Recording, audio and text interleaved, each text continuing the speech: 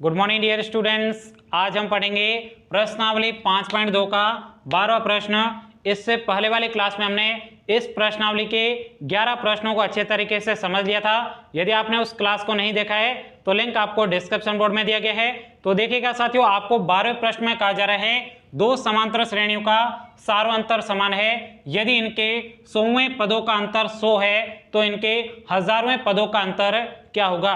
देखिएगा साथियों, सबसे पहले आपको प्रश्न समझ में आना चाहिए कि आखिरकार प्रश्न में आपको दिया क्या है और आपको निकालना क्या है। तो ध्यान से देखिएगा साथियों, यहाँ पे आपके कितने समांतर श्रेणियों की बात की जा रही है? दो समांतर श्रेणियों की बात की जा रही है। कितनी समांतर श्रेणियों की? दो समांतर श्रेणियों की बात की जा रही है और आपको कहा जा रहा है दोनों समांतर श्रेणियों का जो आपके सारो अंतर है वो आपके सारो अंतर कैसा है? समान है। आई बात आपको समझ में? दोनों ही समांतर श्रेणियों में जो आपके डी का मान होगा वो आपके डी का मान समान होगा, ये आपको प्रश्न में कहा जा रहा है। और उसके बाद में कहा जा रहा है यदि इनके 100वें पदों का अंतर, देखिएगा साथियों, दोनों ही समांतर श्रेणियों के 100वें पद की बात की जा रही है। तो ध्यान से देखिएगा साथियों, यहां पे हम क्या करेंगे? दोनों समांतर श्रेणियों के 100वें पदों का सूत्र सबसे पहले निकालेंगे। तो आपको सूत्र पता है ना? तो ध्यान से देखिएगा साथियों, जो आपके पहली समांतर श्रेणी है उसे हम बड़े ए से लिखते हैं। अब देखिएगा साथियों, A100 का सूत्र क्या होगा? जल्दी से आप मुझे कमेंट्स करके बताइए, आपसे पूछ रहा हूं, जल्दी से कमेंट करो। कर दिया कमेंट? तो देखिएगा साथियों, A100 का सूत्र हो जाएगा, यहां पे आपके कैपिटल ए आएगा। ध्यान से देखिएगा साथियों, यदि यहां पे छोटा ए होता तो यहां पे आपको छोटा ए लिखना होता, लेकिन यहां पे बड़ा ए है तो यहां पे आपको बड़ा ए ही लिखना है, क्योंकि साथियों यहां पे आपके दो समांतर श्रेणियों की बात की जा रही है। यदि हम छोटा ए लिख देते तो आपके दोनों समांतर श्रेणियों के सूत्रों को हम अलग नहीं कर पाते, इसलिए हमने इसको क्या लिखा है? कैपिटल ए लिखा है। तो इसका सूत्र क्या हो जाएगा? इसका सूत्र हो जाएगा ए प्लस आपके 99 डी हो जाएगा। अब देखिएगा साथियों, ये तो आपके क्या है? प्रथम समांतर श्रेणी है। अब आपको द्वितीय समांतर श्रेणी का भी सूत्र बताना है। तो ध्यान से देखिएगा साथियों, द्वितीय समांतर श्रेणी को हम A100 लिखते हैं, यानी यहां पे हमने छोटा ए लिखा है। अब इसका आप मुझे सूत्र बताइए, जल्दी से कमेंट करिएगा, जल्दी से कर दो कमेंट। कर दिया कमेंट? अब ध्यान से देखिएगा साथियों, इस A100 का सूत्र हो जाएगा यहां पे आपके छोटा ए, उसके बाद में प्लस में आपके 99 डी हो जाएगा। अब ध्यान से देखिएगा साथियों, यहां पे 100 था, 100 में से घटा दिया, यहां पे 100 था, 100 में से घटा दिया। लेकिन साथियों दोनों ही समांतर श्रेणी में हमने डी को समान नहीं लिखा है। क्यों समान लिखा है? क्योंकि साथियों आपके प्रश्न में कहा गया है दोनों समांतर श्रेणियों का सारो अंतर समान है, इसलिए हमने यहाँ पे डी को समान लिखा है। यदि यहाँ पे दोनों समांतर श्रेणियों का सारो अंतर समान नहीं होता तो यहाँ पे हम इस डी को क्या लिखते? कैपिटल डी लिखते और इसको हम छोटा डी लिखते। लेकिन आपको कहा गया है दोनों समांतर श्रेणी में सारो अंतर समान है, इसलिए हमने दोनों ही जगह आपके छोटे डी को लिखा है। आई बात आपको समझ में? इस प्रकार से आपको कंसेप्ट पूरा अपने माइंड में सेट करना है, तभी आप बोर्ड के एग्जाम में गणित में 100 में से 100 नंबर ला सकते हो। तो चलेगा, इसको हम आगे सोल्व करते हैं। यहाँ पे इसको डिलीट कर देते हैं। अब देखिएगा साथियों, यहाँ पे लिखेंगे हल, बिल्कुल सरल तरीके से हम समझने वाले हैं। तो ध्यान से देखिएगा साथियों, यहाँ पे लिखेंगे माना पहली एपी का जो प्रथम पद है वो आपके प्रथम पद हमने क्या माना है? कैपिटल ए है, तो यहाँ पे लिखेंगे कैपिटल ए तथा सारो अंतर दोनों ही समांतर श्रेणी में समान है, तो यहाँ पे सारो अंतर को हम डी मान लेते हैं। उसके बाद में तथा दूसरी एपी का प्रथम पद क्या है? दूसरी एपी का प्रथम पद आपके स्मॉल ए है, तो यहाँ पे स्मॉल ए तथा सारो अंतर दोनों ही समांतर श्रेणी में समान है, इसलिए यहाँ पे आपके डी हो जाएगा। अब देखिएगा साथियों, आगे आपके प्रश्न में जो कहा जा रहा है ना वही आपको लिखना है। तो ध्यान से देखिएगा, यहाँ पे हम लिखेंगे प्रश्नानुसार, जो आपके प्रश्न में दिया गया ना उसी के अनुसार हम इस प्रश्न को बिल्कुल सरल तरीके से सोल्व करने वाले हैं। तो यहाँ पे लिखेंगे स्थिति नंबर फर्स्ट, ये आपके हो जाएगा स्थिति नंबर फर्स्ट। तो यहाँ पे यहाँ पे लिखेंगे स्थिति नंबर, ये आपके स्थिति नंबर फर्स्ट हो जाएगा। स्थिति नंबर फर्स्ट आपको क्या दे रखी है? तो ध्यान से देखिएगा, इनके 100वें पदों का अंतर आपको दे रखा है। अंतर कितना है? 100 है। तो ध्यान से देखिएगा साथियों, यहाँ पे लिखेंगे दोनों समांतर श्रेणियों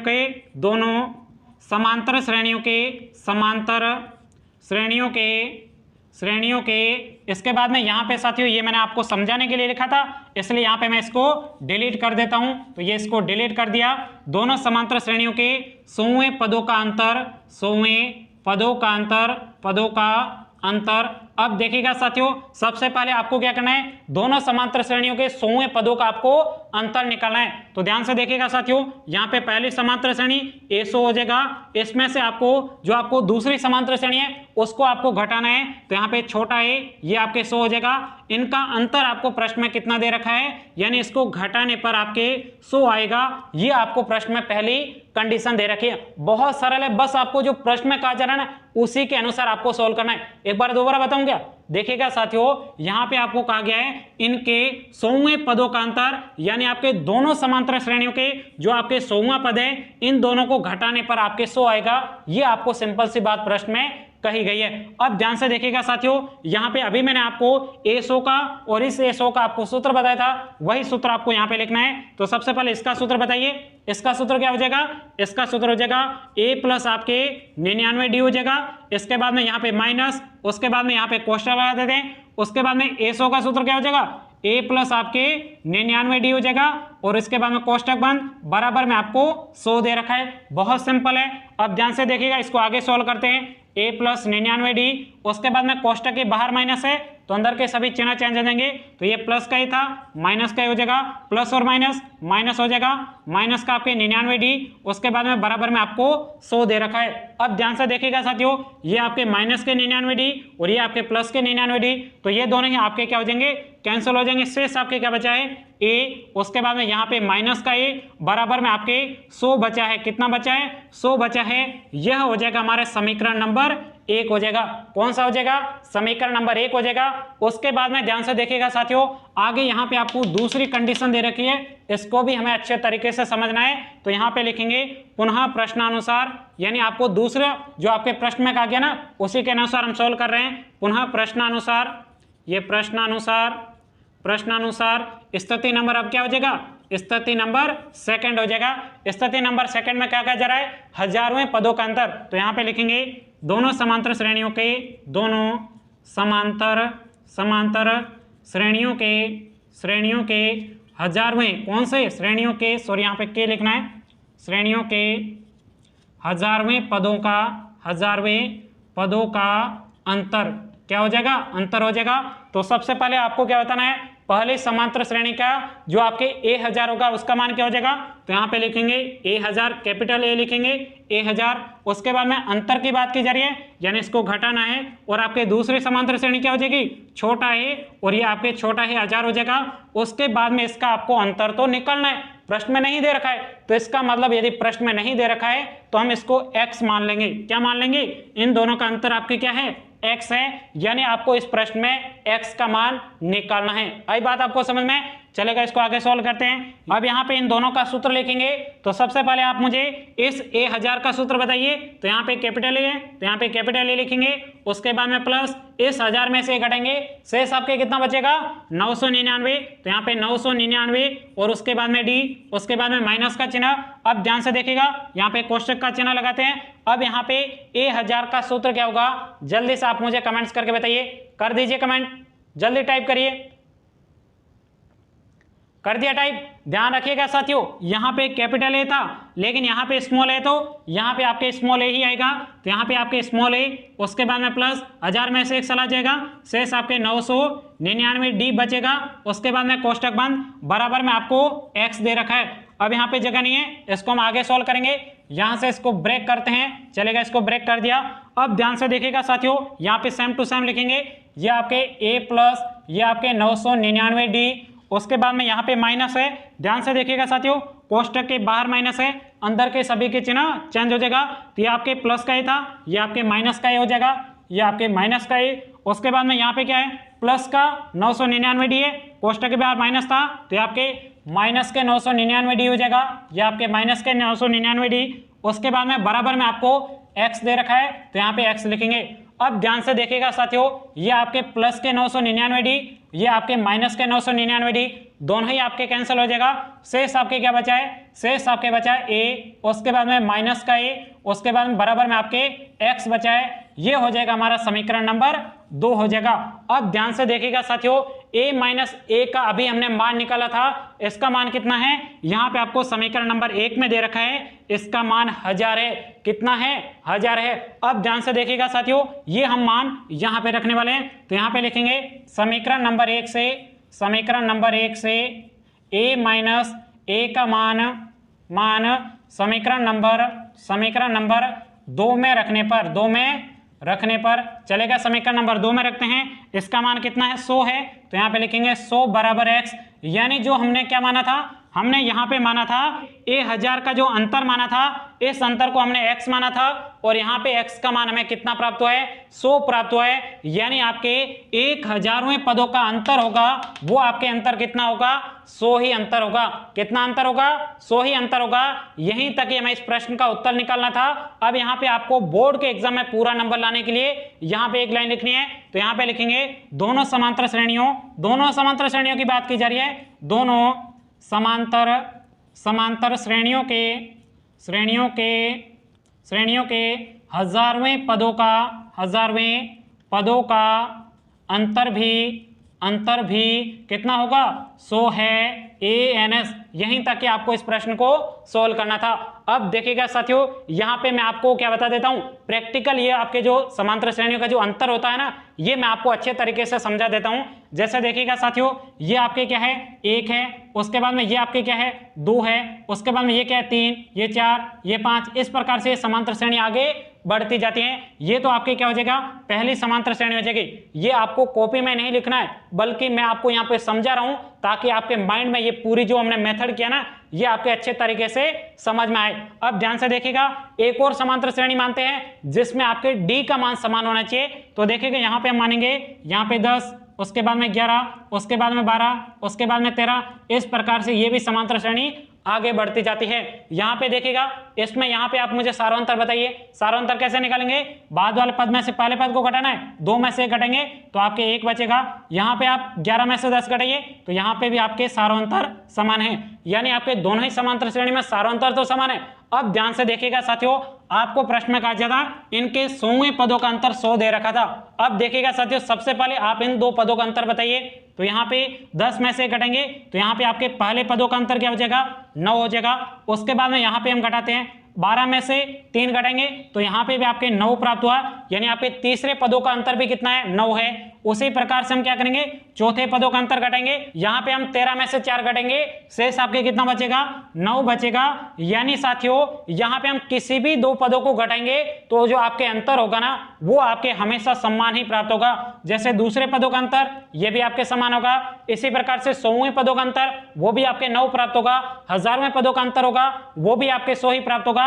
उसी प्रकार से यहाँ पे देखिएगा, इन दोनों समांतर श्रेणियों के 100वें पदों का आपके अंतर कितना है 100 है। इसी प्रकार से 1000वें पदों का अंतर भी आपके क्या प्राप्त हुआ है 100 ही प्राप्त हुआ है, यानी आपके अंतर समान ही प्राप्त होता है। लेकिन जो आपको निकालने का तरीका है वो आपको यहाँ पे पूरा मेथड आपको अच्छे तरीके से समझना होगा, क्योंकि आपके बोर्ड के एग्जाम में यहाँ पे आप पूरे लाइन टू लाइन मेथड लिखते हो ना, इसके आपको नंबर दिए जाते हैं। अन्यथा तो आप क्या करते सीधा ही, मैंने आपको यहाँ पे ट्रिक से बता दिया, यहाँ पे आप सीधा लिख देते कि इनका अंतर तो समान यानी 100 ही होगा, बस इतना ही लिख देते। क्या आपको पूरे नंबर मिलते? नहीं मिलते।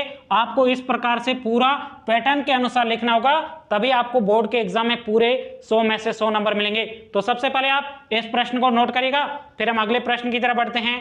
तो ये है हमारा अगला 13वां प्रश्न। चलिए बिल्कुल सरल तरीके से हम इस 13वें प्रश्न को भी समझने वाले हैं।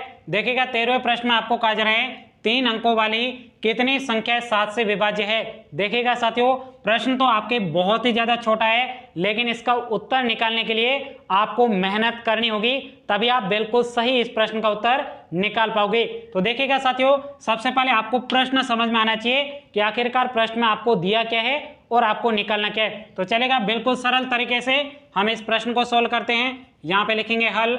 अब देखिएगा साथियों, सबसे पहले प्रश्न में क्या कहा जा रहा है 3 अंकों वाली संख्या है, यानी सबसे पहले आपको पता होना चाहिए 3 अंकों वाली कौन कौन सी संख्या होती है। तो यहाँ पे लिखेंगे 3 अंकों की संख्या है, 3 अंकों की संख्याएं। अब सबसे पहले आप मुझे बताइएगा कि 3 अंकों की सबसे छोटी संख्या कौन सी होती है। जल्दी से आप कमेंट करके बताइएगा 3 अंकों की सबसे छोटी संख्या कौन सी होगी, ये आपको मुझे अभी कमेंट करके बताना। कर दो कमेंट, इधर मत देखिएगा, मोबाइल में टाइप करिएगा 3 अंकों की सबसे छोटी संख्या कौन सी होती है। जल्दी कर दो कमेंट, देखते हैं आप में से कितने टैलेंटेड स्टूडेंट्स हैं। जल्दी करिए कमेंट। कर दिया कमेंट। देखिएगा साथियों, अभी मैं आपको बता रहा हूं, कर दिया क्या कमेंट। देखिएगा साथियों, 3 अंकों की जो आपके सबसे छोटी संख्या होती है वो आपके कौन सी होती है? 100 आपके क्या है? 3 अंकों की सबसे छोटी संख्या है। इसके बाद में आगे संख्या क्या बचेगी? 101, उसके बाद में 102, उसके बाद में 103, उसके बाद में 104, फिर आपके 105। इस प्रकार से 3 अंकों की संख्या आपके आगे बढ़ती जाएगी। लेकिन अभी आपको मुझे बताना है 3 अंकों की सबसे बड़ी संख्या कौन सी होती है? जल्दी से कमेंट करके बताइए 3 अंकों की सबसे बड़ी संख्या कौन सी होती है? कर दो कमेंट। 3 अंकों की सबसे बड़ी संख्या कौन सी होगी है, ये आपको मैंने पूछा है। कर दो कमेंट। 3 अंकों की जो आपके सबसे बड़ी संख्या होती है वो होती है आपके 999। कौन सी होती है? 999 होती है। अब देखिएगा साथियों, आगे आपको प्रश्न में क्या कहा जा रहा है? देखिएगा यहाँ पे आपको कहा जा रहा है 3 अंकों वाली कितनी संख्या है, यानी यहाँ पे पूछा जा रहा है कितनी संख्या है 7 से विभाज्य है। ये जो आपकी 3 अंकों की संख्या है, इन 3 अंकों की संख्या में 7 का भाग कितनी संख्याओं में जाता है, ये आपको बताना है। तो देखिएगा साथियों, यहाँ पे लिखेंगे 3 अंकों की 7 से विभाज्य संख्या, 7 से विभाज्य संख्याएं। अब देखिएगा साथियों, सबसे पहली जो आपको संख्या दे रखी ना, इसमें आपको 7 का भाग देना है। यदि आपके पूरा भाग जाता है तो यहाँ पे आपको पहली संख्या लिख देनी है।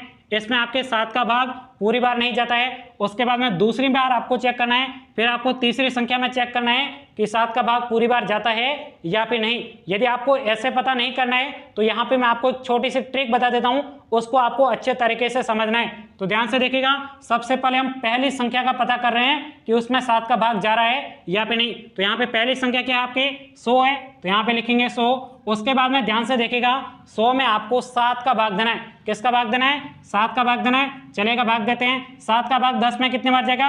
1 बार जाएगा। 10 में से 7 घटेंगे, शेष आपके 3 बचेगा। उसके बाद में 0 को यहाँ पे नीचे उतारेंगे। अब यहाँ पे 30 हो गया। 30 में 7 का भाग कितने बार जाएगा?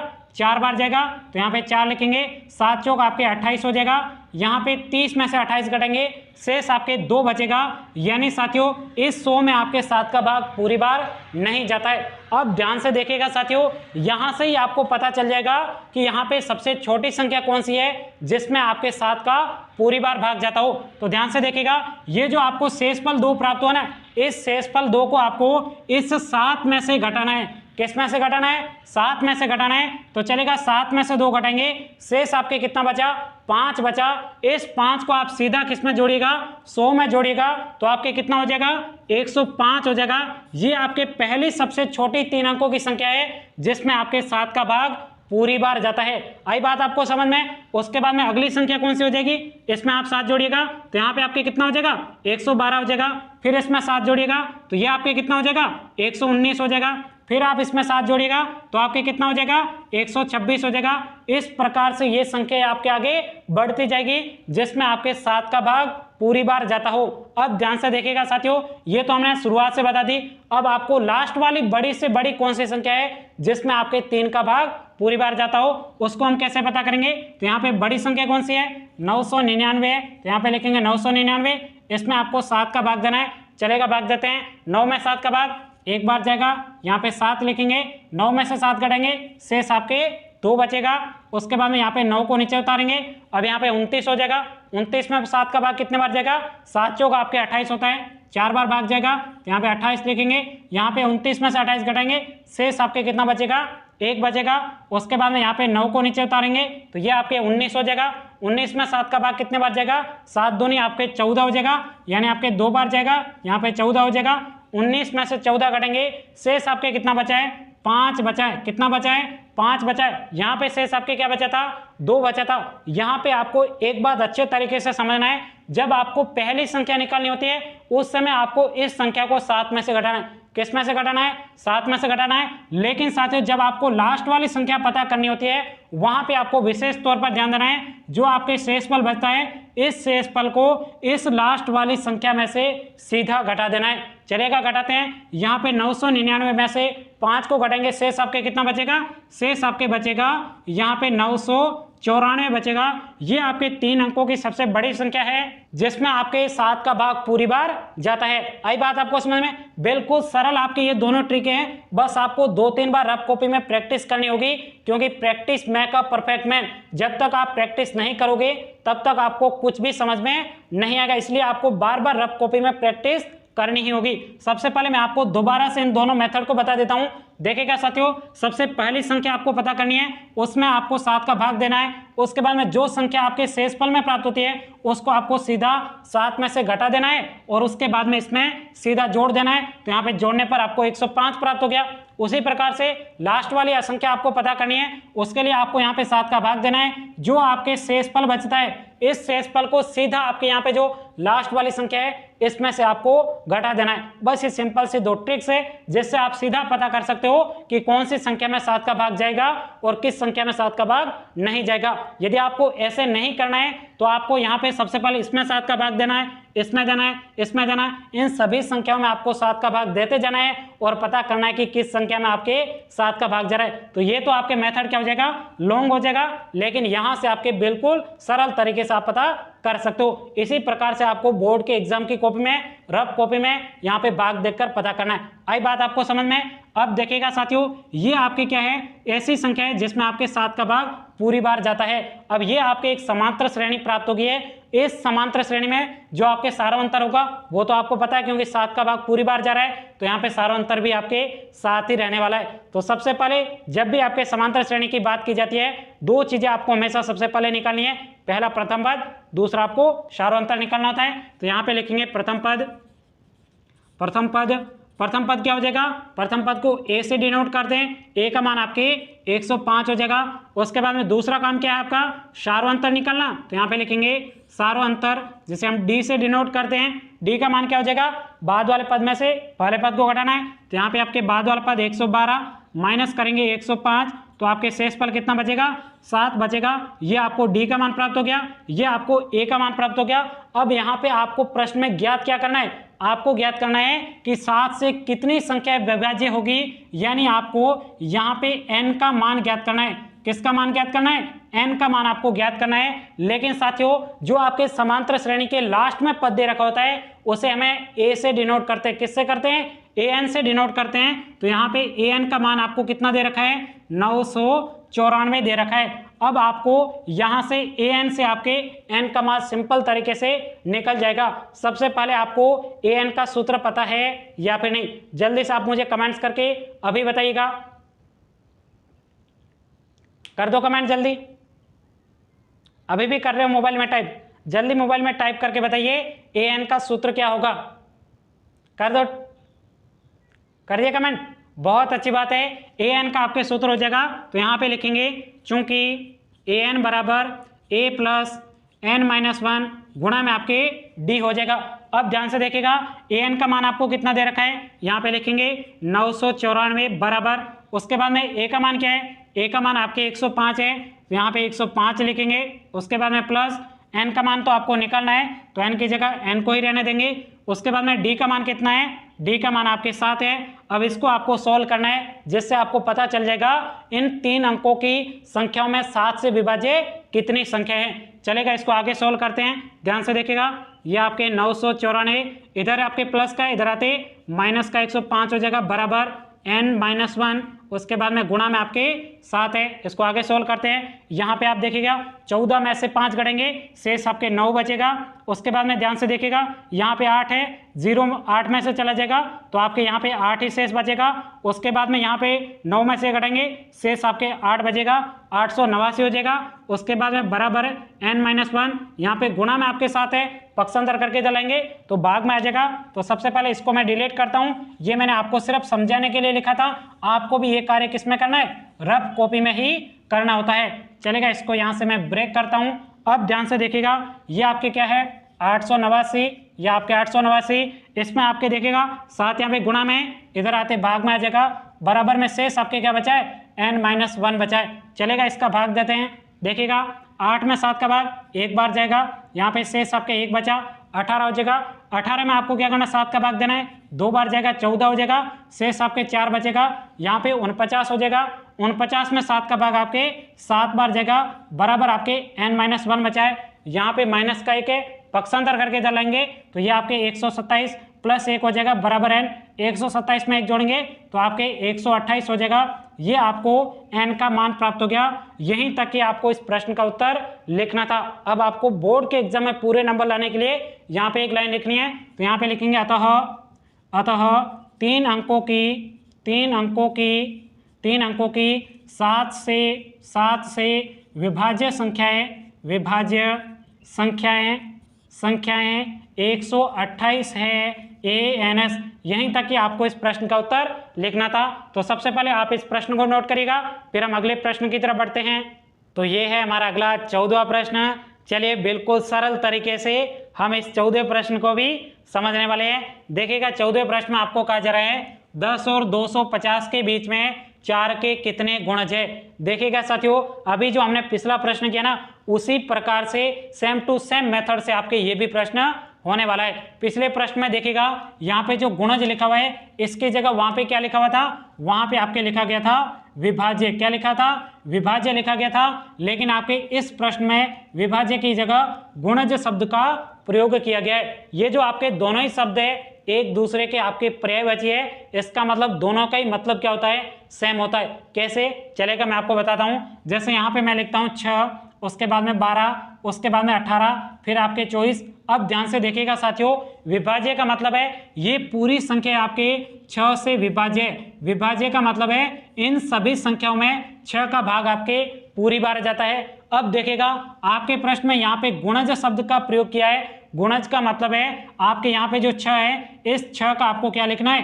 पहाड़ा लिखना है। अब ध्यान से देखिएगा साथियों, जो आप 6 का पहाड़ा लिखोगे उसमें आपके 6 का भाग तो जाएगा ही ना, बस यही सिंपल तरीका है। उसमें आपके विभाज्य का गया था, उसका मतलब ही आपके इन सभी संख्याओं में 6 का भाग जाता है। जो आपके गुणज होता है, गुणज में आपके इस 6 का तो पूरी बार भाग जाता ही है। बस ये आपके दोनों ही शब्द क्या है, पर्यायवाची है। बस आपके और इस प्रश्न में कोई भी डिफरेंस नहीं है। चलेगा बिल्कुल सरल तरीके से इस प्रश्न को सॉल्व करते हैं। यहाँ पे लिखेंगे हल।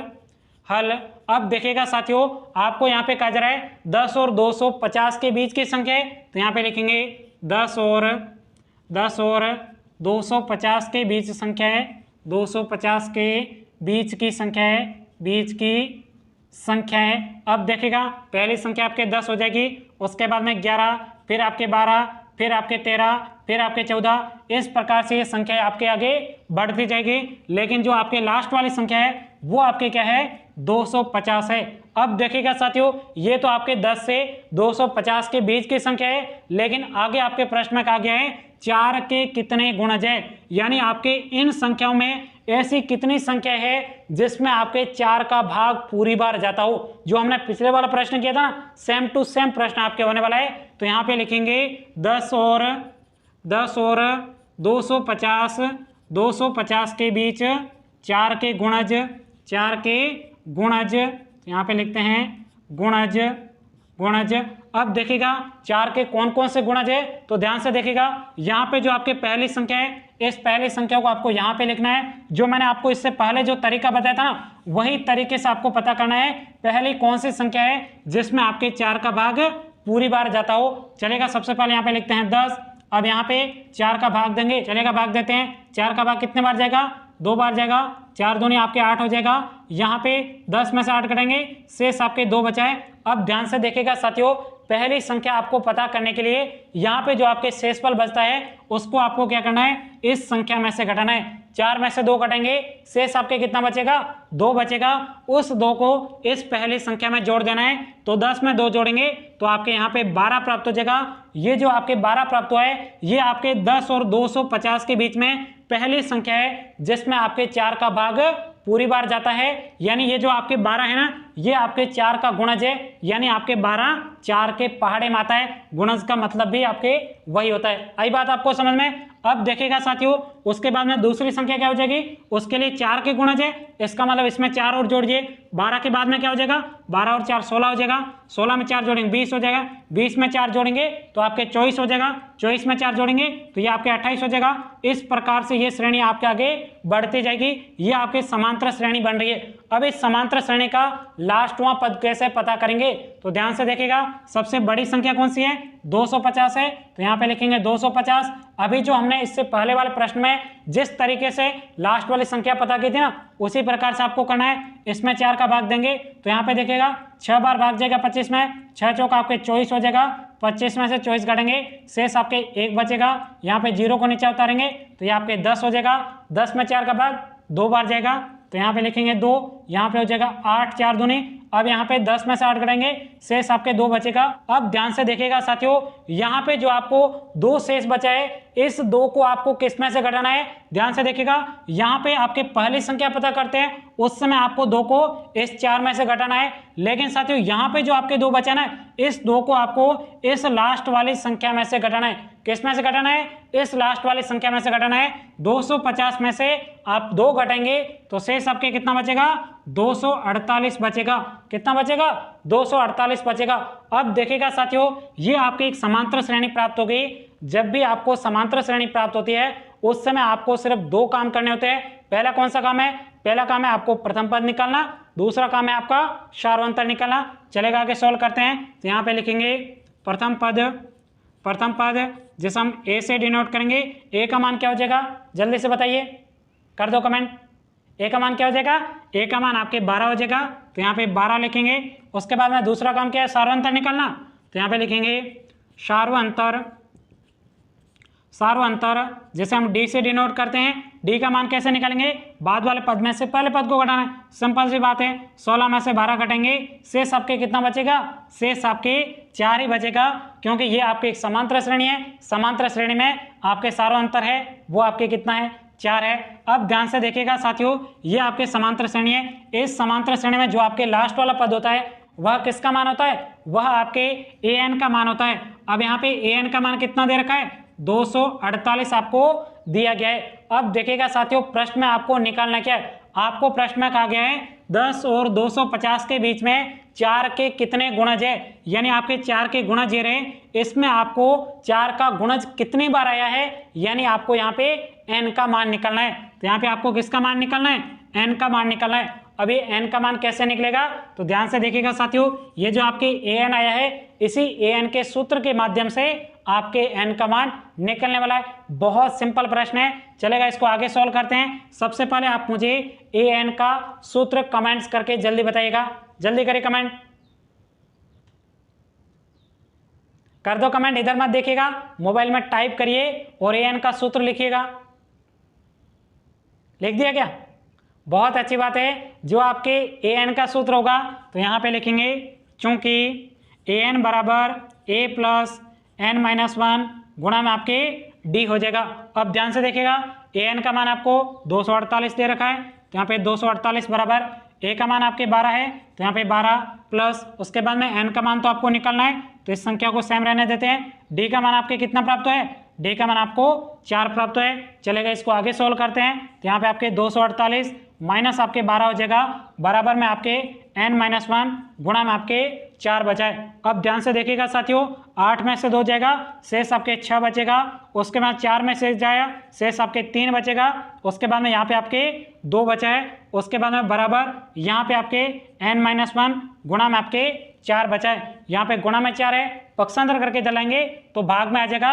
तो ध्यान से देखिएगा साथियों, ये जो आपके 236 है इसको हम यहाँ पे लिखेंगे, और ये आपको समझाने के लिए लिखा था, इसको मैं डिलीट कर देता हूँ। इसको डिलीट कर दिया है। अब हम इसको आगे सॉल्व करते हैं। यहाँ पे आपके 236 है, यहाँ पे लिखते हैं 236 बराबर, उसके बाद में देखिएगा यहाँ पे 4 किसमें, गुणा में, इधर आते भाग में हो जाएगा, तो यहाँ पे 4 भाग में आ जाएगा। शेष आपके क्या बचा है, n-1 बचा है। अब यहाँ पे 4 का भाग देना इसमें, तो यहाँ पे देखिएगा 4 का भाग कितने बार जाएगा, 4 पंजे 20 हो जाएगा, यानी 5 बार जाएगा। शेष आपके 3 बचा। उसके बाद में ये आपके 36 हो जाएगा। 36 में 4 का भाग कितने बार जाएगा, 9 चौक आपके कितना होता है, 36 होता है, यानी आपके यहाँ पे भाग 9 बार जाएगा। उसके बाद बराबर n-1 बचा है। यहाँ पे माइनस का 1 है, पक्षांतर करके इधर आएगा, तो यहाँ पे आपके 59 प्लस आपके 1 हो जाएगा, बराबर n। 59 में 1 जोड़ेंगे तो ये आपके 60 हो जाएगा, यानी आपको n का मान कितना प्राप्त हुआ है, 60 प्राप्त हुआ है। यानी साथियों 10 और 250 के बीच में 4 के कितने गुणज है?